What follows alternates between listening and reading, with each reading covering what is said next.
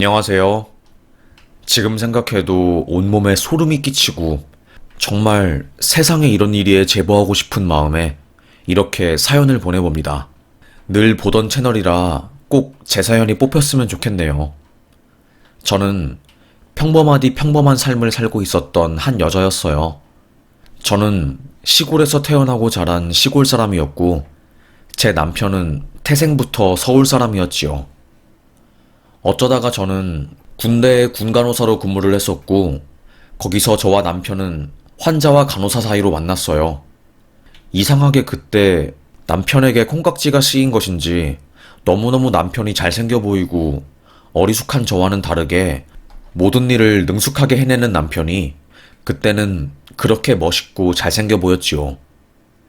남편도 제가 그때는 이뻐 보였다고 하더라고요. 세상에 그렇게 국군 장병이 몰래 몰래 간호사한테 편지를 쓰고 매일 제 얼굴을 보려고 아픈 척 한 사람은 없었을 거예요. 최 씨, 최 간호사, 내가 얼마나 그쪽 보고 싶어 했는지 알아? 일사병 걸리지도 않았는데 훈련하다가 쓰러진 척해서 내가 온 거잖아. 부대원들한테 눈도장 찍히고 안 좋은 일 당할 거 뻔히 아는데도 최 간호사 보려고 이렇게 한 걸음에 달려온 거야. 저는 감동받았지요. 왠지 사랑을 위해서라면 목숨까지 바치고 온 마음을 다 줄 수 있을 것 같은 남자처럼 보였거든요. 사실 처음에야 그냥 스쳐 지나가는 불장난 같은 사랑이겠지 싶어서 남편이 국군 장병일 때는 고백을 받아주지 않았어요. 제대하고 나서 그때도 제가 괜찮다면 그때 고백하세요. 그러면 제가 받아줄게요. 여기 군대에 있어서 사람 보는 눈이 낮아져서 저를 이쁘게 보는 걸 수도 있으니까요. 아마 밖에 나가도 똑같겠지요. 저도 사람들도 많이 만나고 이런저런 사람들과 교류도 질리도록 했어요. 그런데도 불구하고 최간호사를 본 순간 한눈에 반한 거고 그 순간을 잊을 수가 없어서 지금 이렇게 당신한테 고백하는 거예요. 남편은 한결같았습니다. 그렇게 2년이 조금 넘는 시간이 흘렀고 제대를 하게 되었어요. 저는 당연히 제대하고 나서 세상에 이쁜 여자들 많으니까 그 여자들 생각하느라 저에게 눈길 한번 안 주고 연락이 끊길 줄 알았습니다. 실제로 3주 동안 그 남자에게서 연락이 없었어요. 역시 그러면 그렇지. 한참 혈기왕성한 때에 군대에 끌려왔으니 여자가 얼마나 보고 싶겠어. 그리고 부대에서 거의 유일한 여자인 내게 푹 빠진 거겠지. 잠시 동안. 에휴, 잠깐 흔들렸던 내가 바보다. 저는 자책하고 있었습니다. 겉으로는 싫은 척을 많이 했지만 내심 저도 그 남자가 좋았거든요. 제가 본 사람 중에 가장 성실하고 착실하고 예의 바른 사람이라고 생각했으니까요. 그렇게 연락이 끊기고 3주 정도 흘렀을 때 군의관이 갑자기 저를 부르는 겁니다. 최 간호사, 누가 찾아왔는데? 최 간호사를 불러달라네. 저는 토끼눈이 되어서 밖을 나갔어요. 밖에 나가니까 그 남자가 꽃다발, 정말 큰 꽃다발을 들고 저를 기다리고 있었던 겁니다. 얼마나 놀란지 몰랐어요. 아니, 뭐예요 이게? 나가서 연락 한 통 없더니 이게 진짜 뭐야? 저는 손이 달달달 떨렸어요. 예상치도 못한 고백에 심장이 쿵 내려앉았거든요.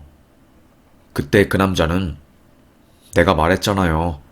제대하고 나서도 당신 꾸준히 한결같이 좋아할 것 같다고. 그래서 나 지금 그쪽한테 고백하는 거예요. 나요, 그쪽 좋아해요. 그냥 좋아하는 거 아니고 온 마음을 다해서 좋아해요. 제 심정 아시겠어요? 3주 동안 제가 노가다 하면서 돈 벌고 당신한테 고백할 때 이벤트 준비하느라 연락 못 한 거예요. 저는 그제서야 눈물이 왈칵 올라오더라고요. 나와 같은 마음을 가진 사람을 만난다는 게 절대로 쉽지 않잖아요. 저는 이게 정말 저의 운명이라고 생각했습니다. 누군가 나를 이렇게나 좋아하고 마음 써주고 중요한 사람이라고 생각이 들게끔 해주는 게 절대로 쉬운 일은 아니라고 생각했거든요. 진짜 눈물이 하염없이 나온 것 같아요. 저는 그 남자의 손을 잡고 깊은 포옹을 했고, 저희는 2년간 연애 끝에 결혼에 골인했습니다. 하지만 그때 그 순간이 제 인생에 재앙을 불러일으킬 줄은 가히 상상도 못했지요. 아직도 생각하면 분통이 터지고 열불 나는 그때 그날의 선택. 그 선택이 지금 이 순간 제가 이렇게 글을 쓰게 만들었네요. 남편은 한결같은 사람이 아니라 저라는 여자를 쟁취하기 위해서 연기를 한 사람이었어요. 결혼 전에는 저에게 무슨 일 있으면 한달음에 달려와서 무언가를 해주려고 하고, 아프다고 하면 1시간이 넘는 거리도 택시 타고 와서 집 앞에 약을 두고 가고, 항상 온 마음을 다 주려고 하는 사람이었지요. 연애 때만 해도 세상에 어떤 남자가 나에게 이런 커다란 사랑을 줄 수 있을까? 이런 남자 절대 없을 거야. 이 남자 놓치면 나는 평생 바보처럼 사는 거지. 오만 가지 생각이 다 들더라고요. 그래서 결혼에 골인했는데, 결혼하자마자 손 하나 까딱 안 하고 다 잡은 물고기라고 생각을 한 것인지 저에게 엄청 막대한 겁니다.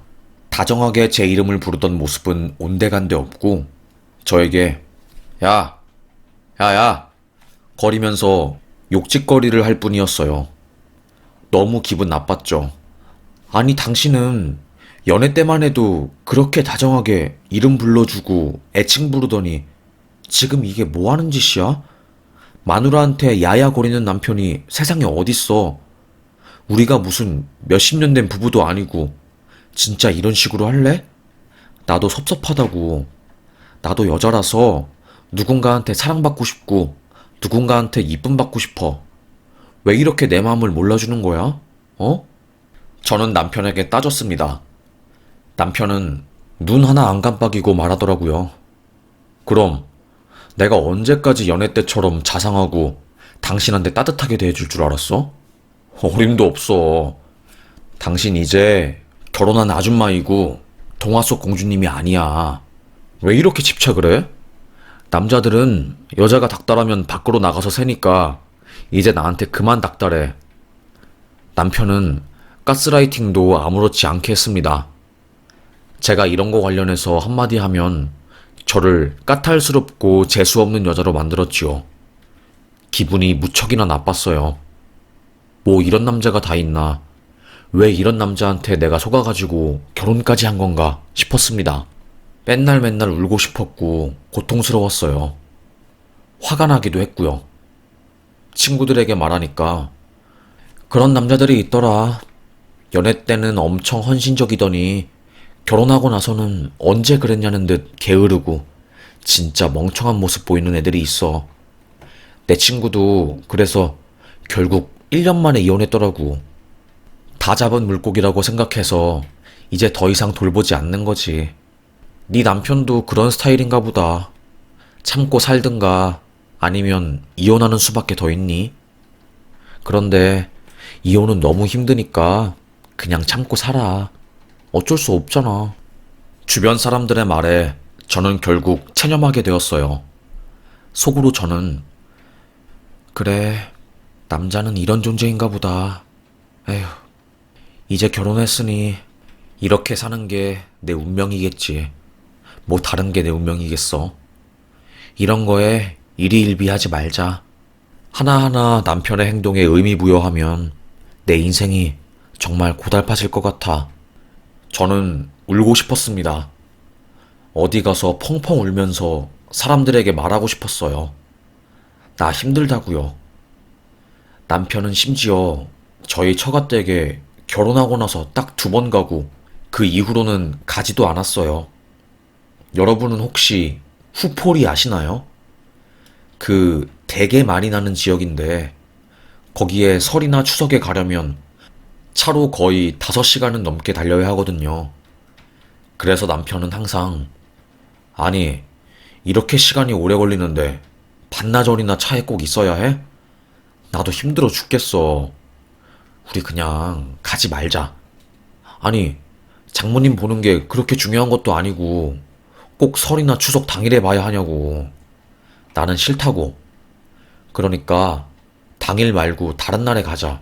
한 번 갔다가 오면 온몸에 진이 빠져서 다음날에 뭐 할 수도 없잖아. 안 그래? 당신도 그렇게 생각하잖아. 사실 맞긴 맞았어요. 그 먼 거리를 가는 게 결코 쉬운 일은 아니었지요. 진짜 한 번 갔다 오면 다음날에 힘이 쫙 빠져서 일도 하기 힘들고, 저도 뭐 남편의 말을 부정할 수 없었습니다. 그런데 문제는 다른 날에 간다던 남편은 절대로 다른 날에 간 적이 없었어요. 명절이 지나니까 언제 그랬냐는 듯 입을 싹 닫고 아예 말하지도 않았던 거였지요. 전 남편에게 당신 우리 후포리 내려가야 하지 않아? 엄마 못 본지 3년이 넘었어. 나야 뭐 작년에 따로 갔다 왔다고 해도 당신은 우리 결혼하고 나서 3년간 후포리 내려가지도 않았잖아. 내심 엄마가 당신 보고 싶어 하는 것 같던데 약간 섭섭하기도 하고. 내일 강릉으로 출장 가는데 피곤하다. 당신 뭐라고? 아까 다른 거 하느라 제대로 못 들었어. 나 먼저 잔다. 오늘 피곤해 죽겠네. 내일 하루 종일 운전하려면 지금부터 잠을 자둬야 해. 남편은 그렇게 골아 떨어졌어요. 매번 이런 식이었지요. 그리고 어찌나 게으르던지. 그런데 문제는 게으른데 욕심이 많은 사람이었어요. 그래서 한방 인생을 노렸고 항상 인생은 한방이야 하면서 컴퓨터로 소소하게 도박을 하거나 내기 게임을 했지요. 그게 끝이 아니라 비트코인, 해외 선물 이런 거에도 돈을 냈어요. 애초에 처음부터 결혼할 때 남편은 저에게 우리 월급은 각자 모아서 각자 관리하자고. 무슨 말인지 알겠지? 그게 아무래도 좋을 것 같아. 각자 하는 게 제일 편해. 그리고 나는 누가 내 돈 가지고 있으면 불안하고 의심될 것 같아. 남편이 먼저 돈 각자 관리하자고 해서 저는 알겠다고 고개를 끄덕였지요. 그래서 저 남편이 도박하고 투자하고 돈 잃고 하는 거에 뭐라고 한마디도 못했습니다. 하루는 갑자기 저에게 문자가 오더라고요. 당신 5만 원 있어? 있으면 당장 나한테 좀 보내봐. 급하게 쓸 일이 있어서 그래. 아니, 당신 통장에 5만 원도 없어? 저는 5만 원을 바로 보내준 뒤 퇴근을 해서 이야기를 했어요. 아니, 뭔 일인데 5만 원이 갑자기 필요한 거야? 당신 지금까지 근무한 세월이 얼만데 통장에 돈 5만 원도 없어서 아내한테 돈을 빌려. 이해가 안 되네. 설마 모은 돈 싹 다 날려버린 건 아니지? 뭔 또 뚱딴지 같은 소리 하고 앉아있어. 당신 제발 나 좀 열받게 하지 마. 당신은 맨날 이런 식이더라. 사람 열받게 만들고 화딱지나게 해요. 내가 당신인 줄 알아? 나는 돈 관리 철저하게 하는 사람이야.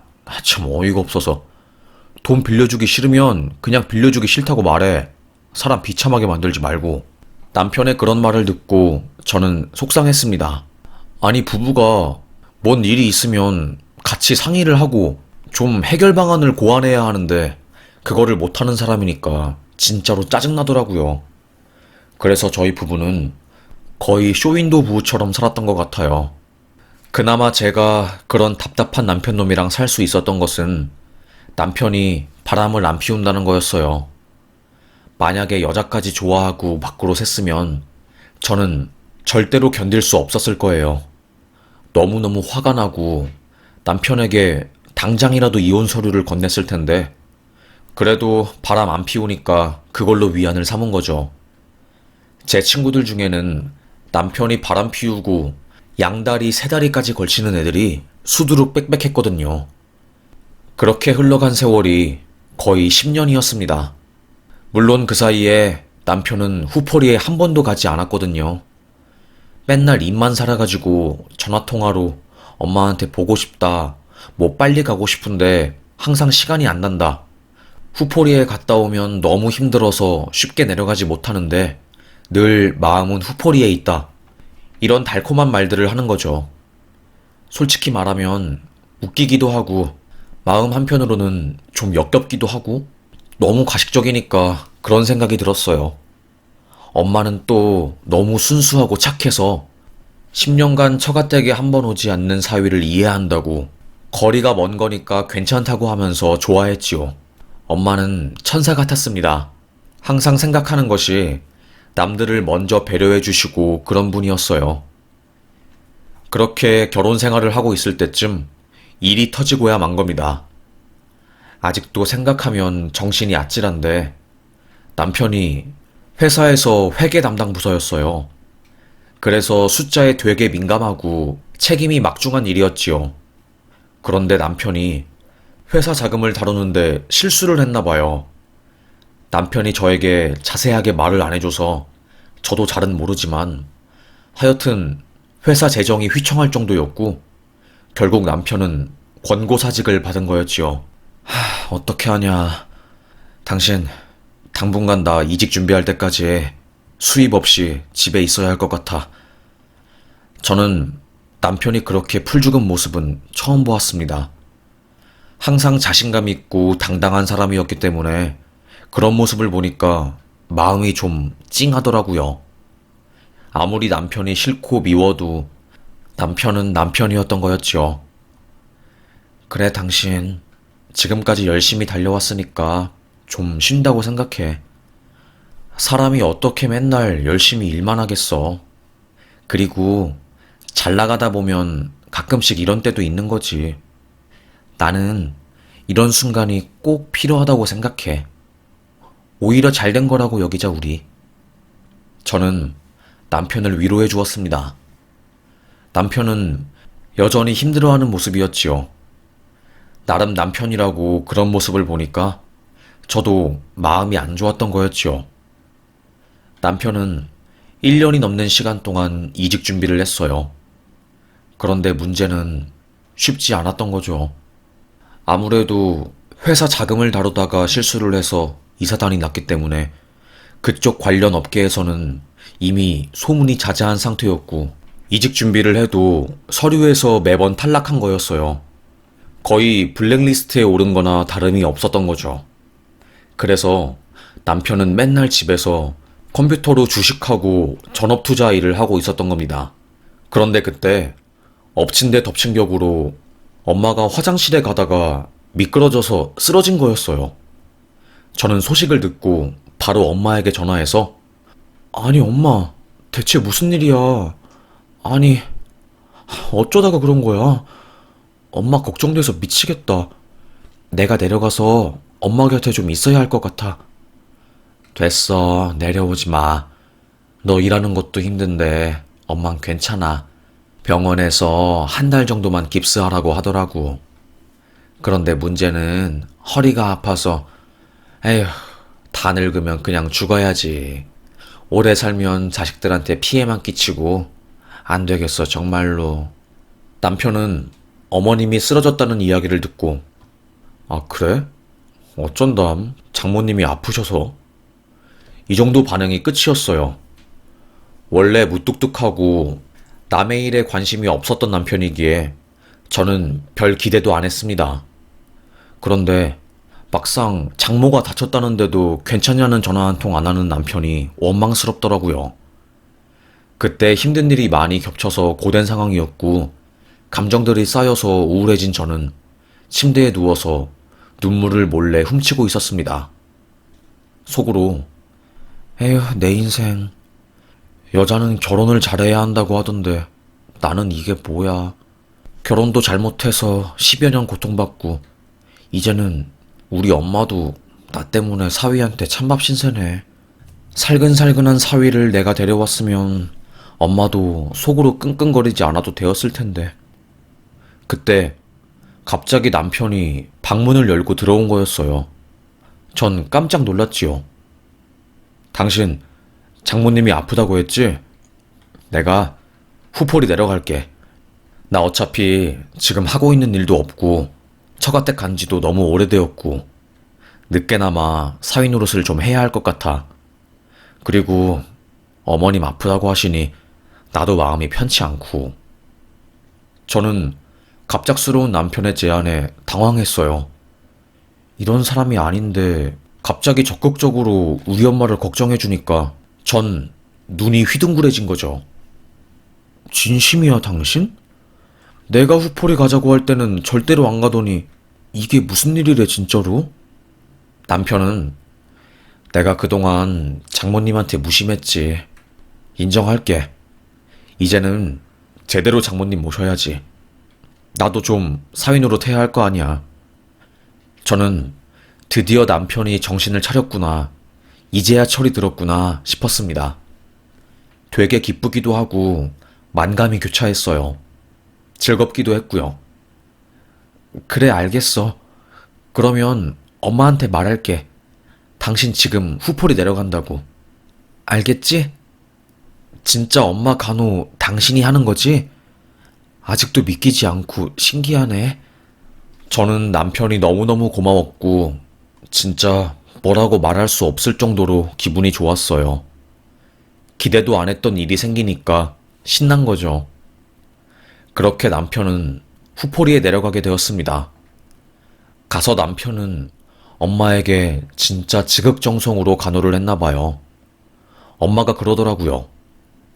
아이고, 참 내가 사위를 잘 뒀어. 예전에는 사위가 설이나 추석에 안 내려온다고 사람들한테 수군거림도 당하고 어디 말하기도 창피했는데 이제는 후포리 사람들한테 자랑하고 다닌다니까. 나 정말 사위 잘 뒀어. 화장실 갈 때도 사위가 나 잡아주니까 엄마는 이제 외롭지도 않고 무섭지도 않다. 엄마는 어린아이처럼 좋아하셨습니다. 그 연세에 온갖 일을 다 겪으셨는데 참 이렇게 순수하게 좋아하는 것도 쉬운 일은 아니거든요. 저는 눈물을 훔쳤지요. 이렇게 엄마가 좋아하는데 남편은 좀 자주 가서 엄마 돌봐주지. 에휴, 너무해. 그런데 이미 지난 일은 지난 일이고 되돌릴 수 없으니 저는 남은 시간이라도 남편이 엄마에게 좀 잘해줬으면 좋겠다 싶었습니다. 거의 3개월 정도 남편이 그곳에 있었던 것 같아요. 왠지 그 오랜 시간 동안 서울이 아닌 후퍼리에서 적응하고 엄마를 모시면서 사는 남편이 지금쯤이면 지쳤겠다 싶더라고요. 저는 그래서 남편 몰래 후포리에 내려갔어요. 남편이 좋아하는 음식들을 바리바리 싸서 간 거죠. 후포리에 내려가는 길에 아는 약사님을 만났습니다. 약사님은 아이고, 재작년에 보고 못 보던 우리 최 씨네. 최 씨, 이번에 사위가 내려왔다며? 어머님이 얼마나 자랑하는지 몰라. 남편이 맨날 우리 약국에서 비타민 사간다니까. 저는 아, 그래요? 비타민을 남편이 산다고요? 그래. 장모님한테 매일 드린다고. 아주 참 착한 사위지. 누가 장모님을 그렇게 챙겨. 최 씨는 참 남편 잘 뒀어. 약사님은 그렇게 말하고 자리를 떠났어요. 생각보다 남편이 엄마를 세세하게 챙기는구나 싶었습니다. 그렇게 저는 엄마 집에 갔고 갑작스러운 제 방문에 남편은 깜짝 놀랐어요. 아니, 당신이 여기까지 어쩐 일이야? 왠지 남편의 동공이 불안정하게 흔들리는 모습이었습니다. 당신한테 맛있는 거 해주고 싶어서 깜짝 방문했지. 그런데 왜 불청객이 온 것처럼 그러냐? 그렇게 저희는 간단하게 대화를 나누고 방에 들어가서 쉬었어요. 제가 오자 남편은 그동안 어머님 허리 간호하느라 나 발바닥에 티눈 난 거 제거를 못했거든? 당신 왔으니까 나 저기 의원에 가서 티눈 제거 시술 받고 올게. 저는 알겠다고 했습니다. 남편은 제가 집에 있는 동안 병원에 갔다 왔어요. 저는 그동안 남편이 있는 방을 치우고 있었는데 정말 너무너무 놀란 일을 제가 발견한 거였어요. 남편의 이부자리 옆에 있었던 사이나 칼륨과 비타민을 보고 제가 기겁을 한 거였어요. 남편은 약국에서 사온 비타민을 빻아서 가루로 만들었고 그 안에 사이나칼륨이라는 것을 넣어서 섞은 가루를 작은 통 안에 보관하고 있었던 거죠. 사이나칼륨이라는 게 독이거든요. 사람이 먹으면 체내에 산소가 없어져서 급사까지 갈 수 있는 정말로 위험한 물질이었어요. 저는 순간 정신이 어지러워졌어요. 아니 도대체 남편이 왜 이거를 이렇게 섞어둔 거지? 아까 약사가 말해줬을 때 남편이 우리 엄마한테 비타민을 사준다고 했는데 설마 이 사이나칼륨을 섞어서 주는 거야? 그래도 제가 간호사 일을 했었기 때문에 뭐가 독인지 약인지 정도는 알았거든요. 순간 손이 떨리더라고요. 저는 그 약통을 가져와서 엄마한테 보여줬습니다. 엄마, 이거 남편이 엄마한테 준 거야? 사위가 엄마 저녁마다 한 숟갈씩 입에 넣어주던데. 저는 순간 욕이 나지막이 나왔어요. 미친놈, 이놈이 10년 동안 후퍼리에 안 내려오다가 엄마가 아프다니까 내려온 이유가 있었구나. 뭐야? 도대체 이놈 목적이 뭐야? 무서웠습니다. 제 몸을 감싸는 공기가 순간 싸늘했고 제 머리통에는 식은땀이 흐르는 듯 했죠. 저는 다시 그 약통을 남편의 이부자리 쪽에 숨겨놓았고 아무것도 모르는 척을 했어요. 거실에 누워서 TV를 보는 척을 했죠. 티눈 시술을 받고 온 남편은 배고프다고 저에게 밥을 해달라고 했어요. 제가 서울에서 이것저것 맛있는 거를 가져왔으니까 그거 달라고 하면서요. 저는 당장이라도 야구방망이로 그놈의 나불거리는 입을 때리고 싶었지만 꾹 참았습니다. 내가 참아야지. 여기서 이렇게 발끈하면 절대로 안 되지. 심호흡을 하고 아무것도 모르는 척. 알겠어 여보. 좀만 쉬고 있어. 밥상 차려서 거실에 내올게. 그리고 저는 찬장에서 복분자주를 하나 꺼냈습니다. 남편이 술에 취해 일찍 골아떨어지게 만들려는 저만의 작전이었던 거였지요. 저는 사부작 거리면서 저녁을 준비했고 복분자 한 병을 식탁 위에 올렸어요. 남편은 이야 오랜만에 복분자주를 보네. 안 그래도 장모님 찬장 맨 위에 있었던 저 술 보고 엄청 마시고 싶었는데 잘됐다. 오늘 아주 마시고 죽자 그냥. 내가 이 술을 얼마나 마시고 싶었는데. 그렇게 남편은 술을 한 잔, 두 잔씩 입에 털었어요. 점점 남편의 얼굴은 빨개졌고 취기가 올라오는 모습이 눈에 보였지요. 저는 씩 웃었습니다. 그래, 니놈 오늘 내가 끝장을 내줄게. 도대체 어떤 마음으로 청산가리를 우리 엄마 비타민에 넣었는지 그 속내를 내가 오늘 파악한다. 넌 죽었어. 저는 부들거렸습니다. 남편은 복분자 한 병을 기어코 싹 다 마셨습니다. 그 모습을 보니까 저는 진짜 징하다. 저걸 혼자 다 마시네 싶었지요. 남편은 아유 어지러워. 이거 생각보다 도수가 세고 갑자기 확 올라오네. 토할 것 같아. 너무 힘든데. 여보 나 먼저 자야겠어. 갑자기 속이 너무 안 좋아. 아유 나도 이제는 옛날만큼 못 먹는구나. 아유 이를 어쩌면 좋담. 남편은 거실에 누워서 쓰러졌고 남편이 깊이 잠든 것을 확인한 저는 남편의 뒷주머니를 뒤졌습니다. 그때 나온 남편의 핸드폰과 수첩, 잠금이 걸려 있었어요. 하지만 저는 다 계획이 있었지요. 나름 지가 철저하게 잠금한다고 지문으로 설정해놨지만 사실 지문이 제일 쉽게 풀리는 거거든요. 지문으로 남편의 핸드폰 잠금을 풀었습니다. 자고 있는 남편의 엄지손가락을 빌린 거죠. 그리고 핸드폰을 뒤졌지만 별다른 거는 나오지 않았어요. 만약을 대비해서 이미 남편이 증거가 될 만한 것들은 싹 다 삭제한 거죠. 그러다가 남편이 청산가리를 산 구매자와 대화를 나누는 내역을 제가 발견했고 그 청산가리 판매자 번호를 저장하고 저는 다시 핸드폰을 뒤졌습니다. 그런데 핸드폰 검색 기록, 미처 삭제하지 못했던 구글 검색 기록에 소름 끼치는 것들이 적혀 있었던 겁니다. 아직도 생각하면 진짜 너무 무서워서 말이 안 나오는데, 보험금 타는 방법, 보험 들어놓는 법, 사망보험금, 재산 상속, 아내 재산 상속받는 법, 증여 방법, 이런 것들이 적혀 있었던 거였어요.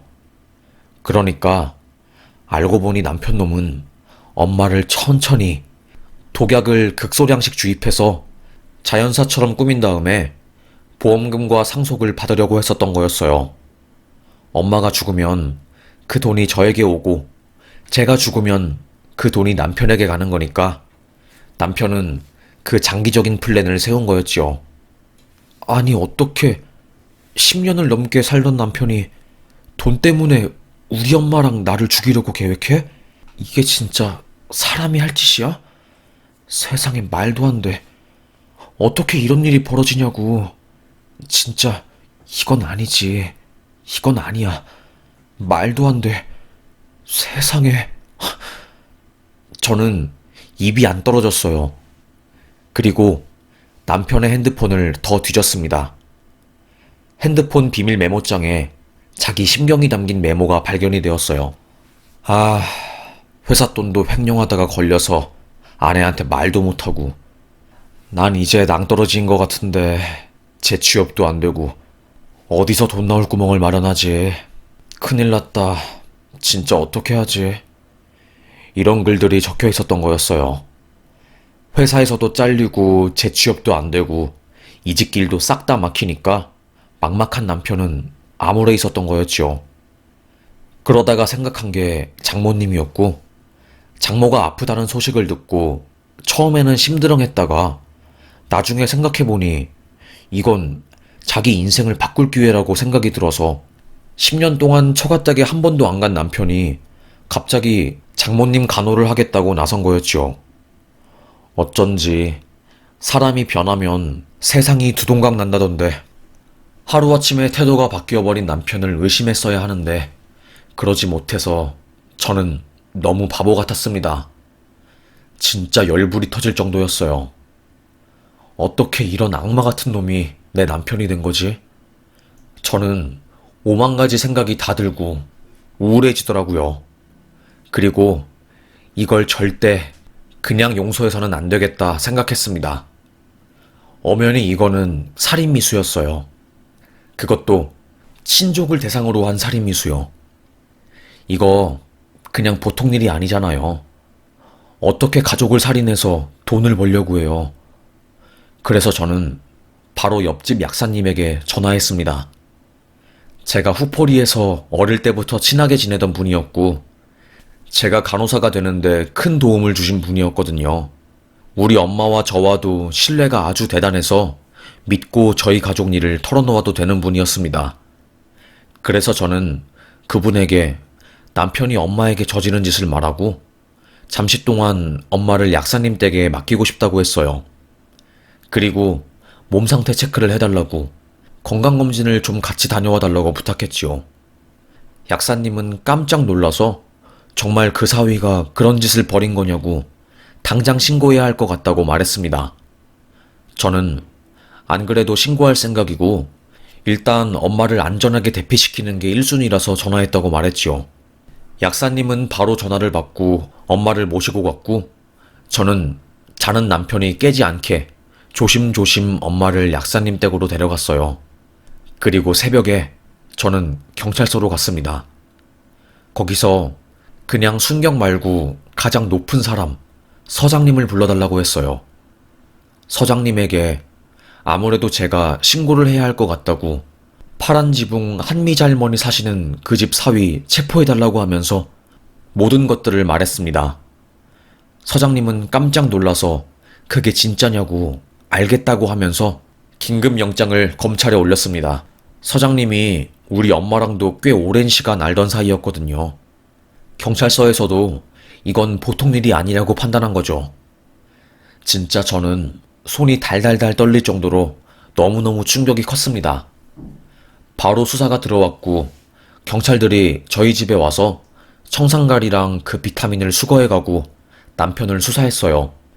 남편은 저에게 쌍욕을 하면서 당신 이게 무슨 짓이냐고, 남편을 살인마로 만드는 거냐고 얼굴을 붉혔지만 자기가 청산가리 구매한 것에 대해서 해명은 하지 못하더라고요.